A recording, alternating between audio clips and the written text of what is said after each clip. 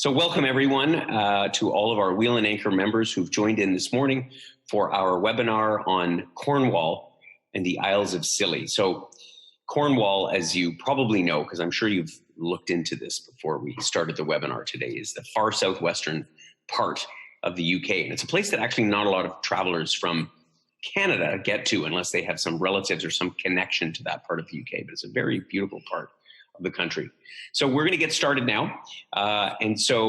Just one last time very quickly for those of you who joined us just in the last minute, if you need to communicate with me or ask a question at any time, there's a button marked chat in the menu bar at the bottom of your screen, and that's where you can type in your questions. And hello to all of you. I see a bunch of names that are familiar to me, so thank you again for joining us. Just to start off, for those of you who are new to Wheel and Anchor or to our webinars, what we're all about is Wheel and Anchor is a Canadian company. We look after almost exclusively Canadians, and sometimes there's a few friends of ours from other places that come along. But we are all about curating programs for Canadians. I do all of the curating myself because I've been around travel for a long, long time, and we create amazing experiences for groups of people, for the travelers in our community. And that's really what differentiates us. We are a community of travelers, and Wheel and Anchor is simply the forum to bring everybody together. My goal for you, or our goal as our team at Wheel and Anchor, is to be well-traveled and well-connected. And well-traveled is more than just about checking a place off the list. And most of us have bucket lists. But it's about learning about the cultures, traditions, the people, the food and drink, broadening our experiences, becoming worldly.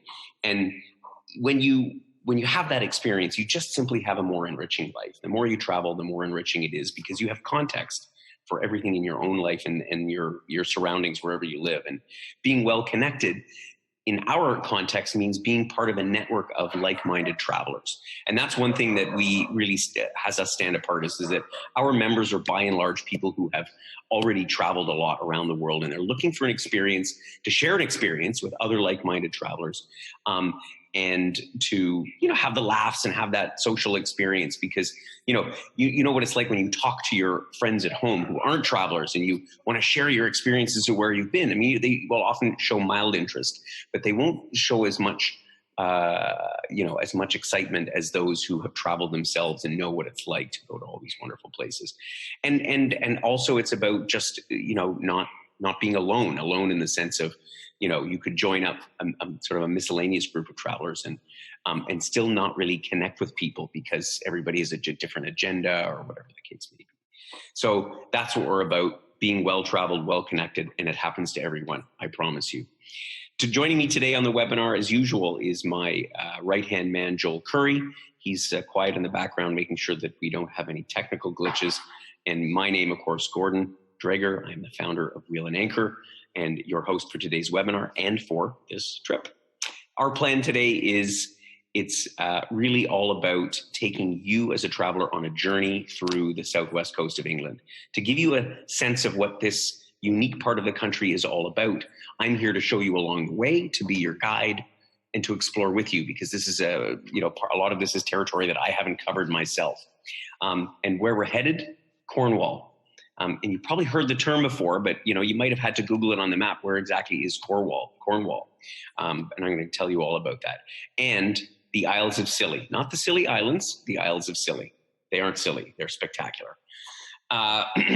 So let's talk a little bit about, in broad scopes, what is this area we're talking about, in particular the Isles of Scilly, because a lot of people have never heard of them, largely because it's a very small archipelago at the very southernmost point of the UK, sort of off the western tip of Land's End, which is that tip of England that most people never get to.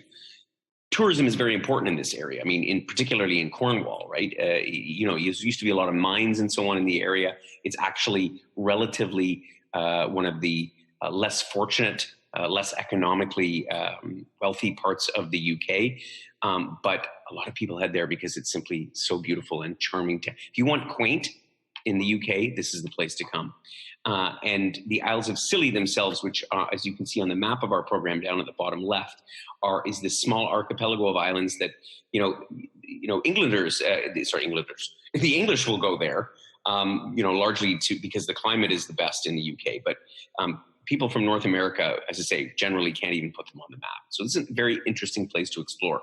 We're going to fly into London. We're going to take another domestic flight from London down to Newquay, which you'll see up there on the sort of the northwestern coast of Cornwall, and then we're going to spend our time between Falmouth and the Isles of Scilly that you can see there on the map. So let's go through the program now, day by day, and see what's in store for us.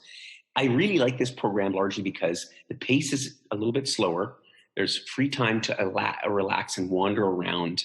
And I like that on any of my programs, but particularly this area here, it's England, right? Everybody speaks English, obviously. So you can't get too far lost.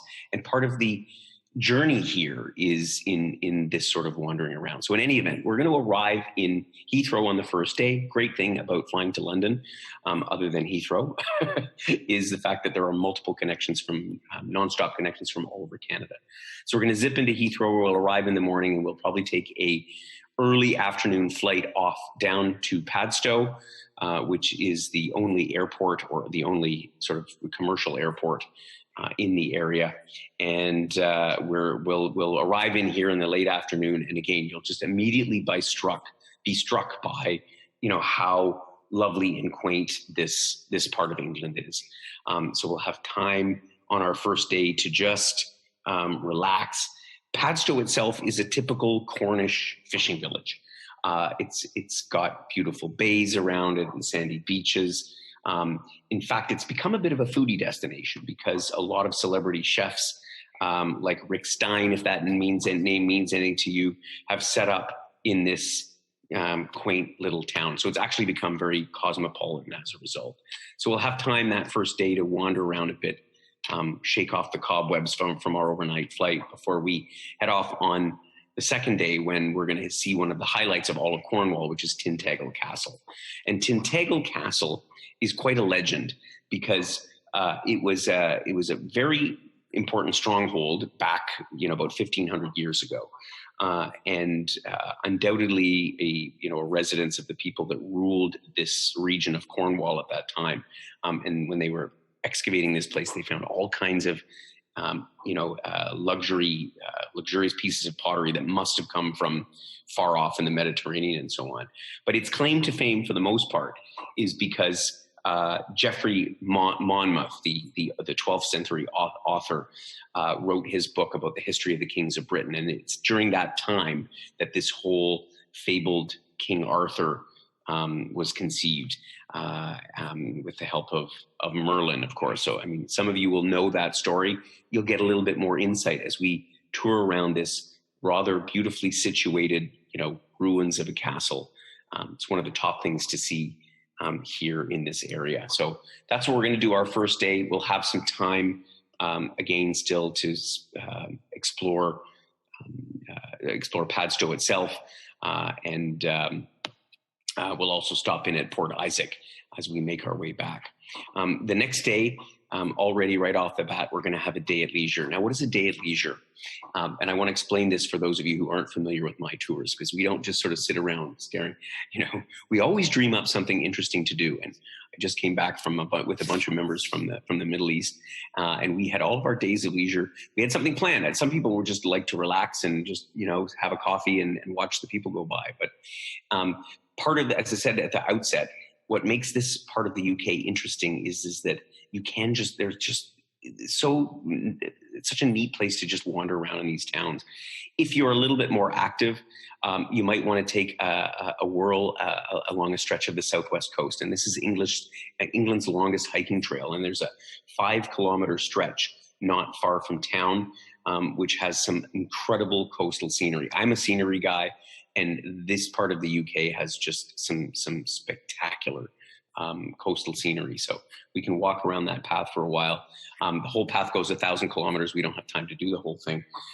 But for those who don't want to go too far, there's a very interesting little lobster hatchery in town, or just wandering around the quaint streets. I mean, it's literally, you could just while away a day, talk to the local people. People here are very friendly. The pace is nothing like it is in London or the other larger cities of the UK. It's really just fantastic. So then on our next day, we're going to head down. We're going to take a beautiful drive through the countryside to Penzance. There are no pirates in Penzance. It's just a play, as you know. But Penzance is actually the largest port town before you hit Land's End, which is the end of the mainland, as it were. And in Penzance, we're going to hop on a ferry and we're going to make our way across. It's about a 3-hour ride across to the Scilly Islands. And we're going to hit St. Mary's, which is the largest of the islands. We're going to get off the ferry and we're going to hop on another boat, which is going to take us over to St. Martin's, where we'll be staying for the next few nights. And if we're lucky and the tides are in, then we'll actually be able to hop off literally right in front of the hotel. So it's going to be kind of that's the adventure part of things, right? We're not going to pull up in a coach like we normally do, or like tours normally do. We're going to actually hop off our boat.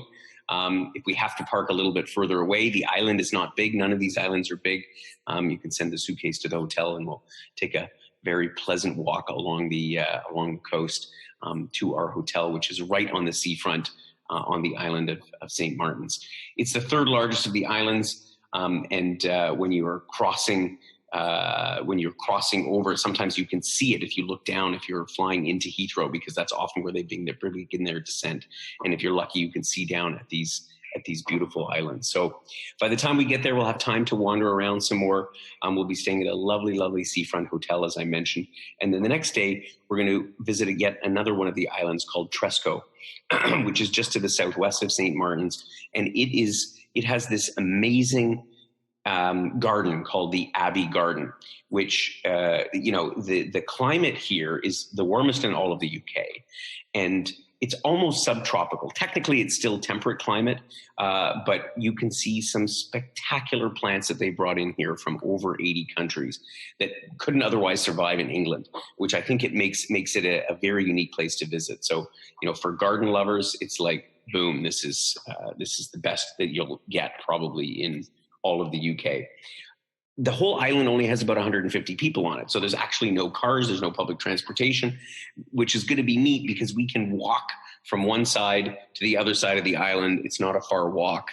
And again, all around you have this beautiful, beautiful coastal scenery, quaint. There's probably not, and I keep using the word quaint, but there's probably not a more charming part of the UK than down here in these remote Scilly Islands. Next day, of course, we'll be back on St. Martin's again. We'll have dinner that night at a wonderful pub.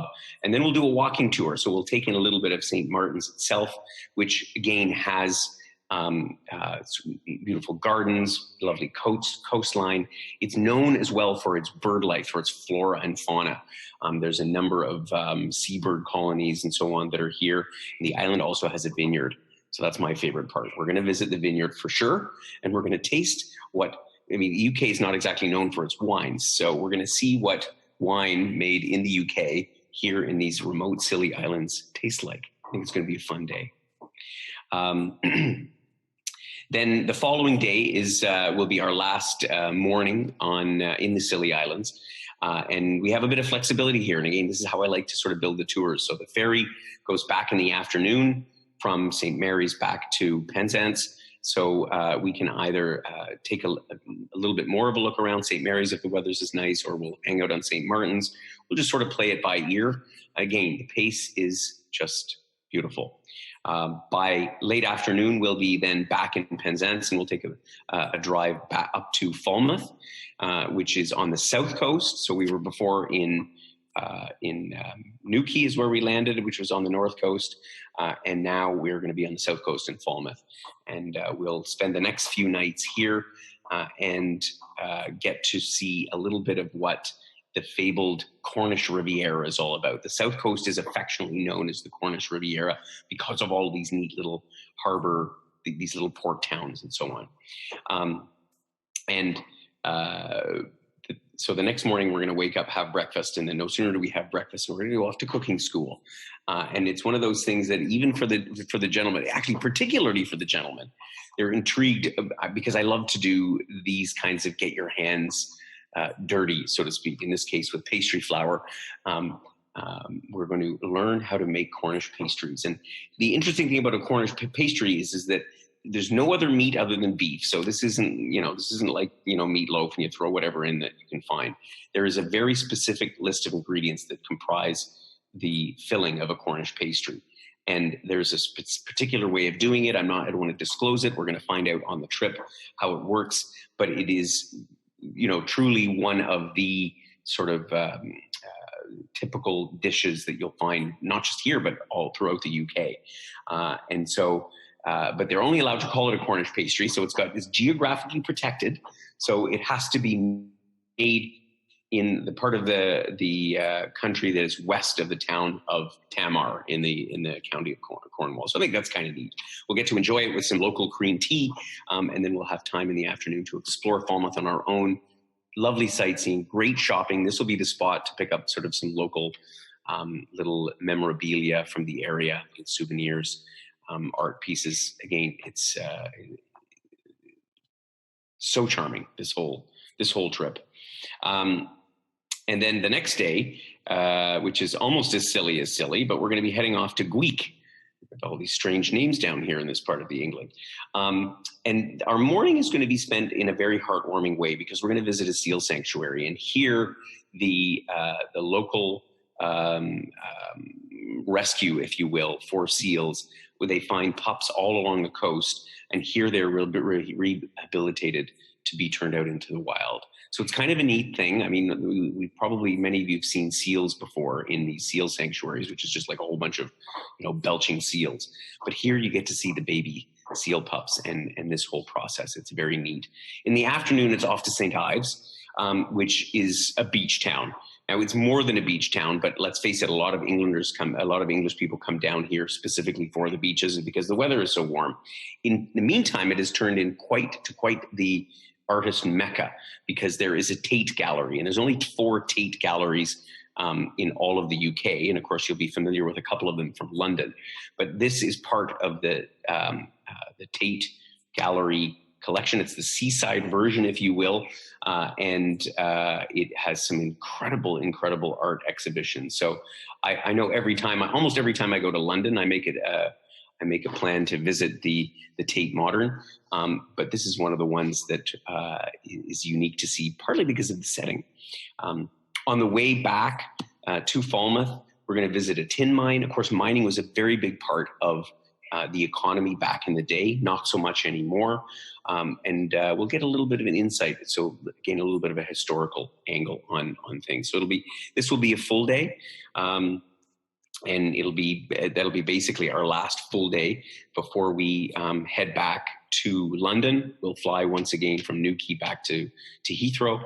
I imagine, based on what I've heard from some of the members who've already expressed interest in this program, people will stay on. Always a few days in London. You can never go wrong. Hit some West End shows, or make your way back to Canada. And that essentially wraps up the itinerary of the program. I'm going to go into a few of the details now about what it all entails. And I love this shot because this is the scenery that you get in Cornwall and as well as in part of the Scilly Islands, like just coastal scenery non plus ultra. Pricing wise, so we're going to be going in April of 2021.